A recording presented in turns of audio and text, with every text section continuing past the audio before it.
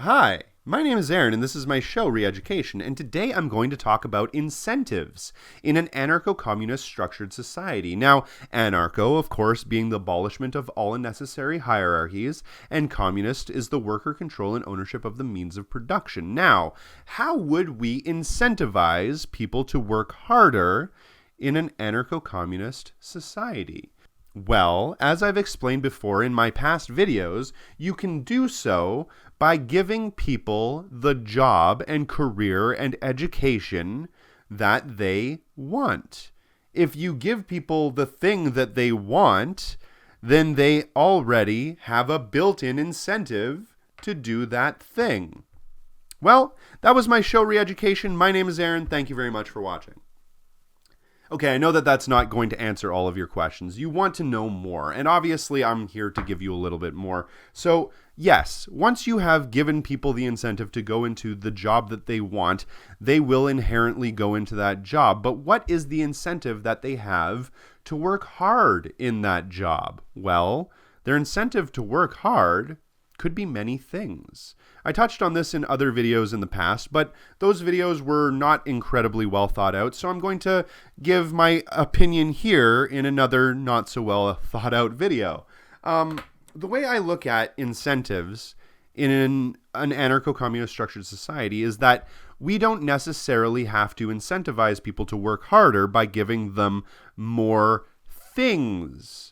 I mean, things are great, and we're going to always want more things, but the society will inevitably produce all of the things that you could ever really want. Eventually, all of the things that you could ever need will eventually be created, and you will eventually get those things. So the incentives no longer really lie in goods. I mean, they could. There could be specialty goods, one-of-a-kind goods, things that you can only find one place or be given to by one person. But of course, those are rare and few and far between. More likely is that you would find incentive by other means, and those means would be entirely intrinsic to you as an individual. So that might mean praise. Yeah. Just having people tell you that you're doing a great job. I mean, to most of us, that would seem like it would be nothing. But to somebody that already has everything else, if you look at the way that we kind of structure society now, how often do you actually get praise at your work? I mean, for the most part, you get told when you're doing something wrong, but when you're doing something right, you're not usually told about it. Sometimes you are. Sometimes you even get a raise, but usually you have to fight for a raise. And I know this because I was a manager at one point, a pretty highfalutin fucking manager, and one of the things that I was specifically told not to do was randomly give people praise for every little job that they did, because that'll make them think that they need to ask for a raise. Now, it wasn't directly told to me that way. It was something that I had to infer, and my experience might be different from anybody else. Don't take my anecdotal example as 100% fact, but that is sometimes a factor. So, yeah, sometimes praise might be enough for somebody to want to do a job, but for the most part, for most of us, praise isn't going to be enough. So what about prizes? I mean, you can still get certain things, maybe not material goods, or maybe even some material goods that are rare, but maybe you get other things like more vacation time, or I don't know, front row seats at a concert, or the first dibs on a haircut. I don't know exactly what it would be, but you would get other things. Something that wouldn't necessarily be tied to money or tied to the amount of goods that you already have. Now, other things that you could receive would be wholly dependent on the way that the structure of the community was made out by the community members.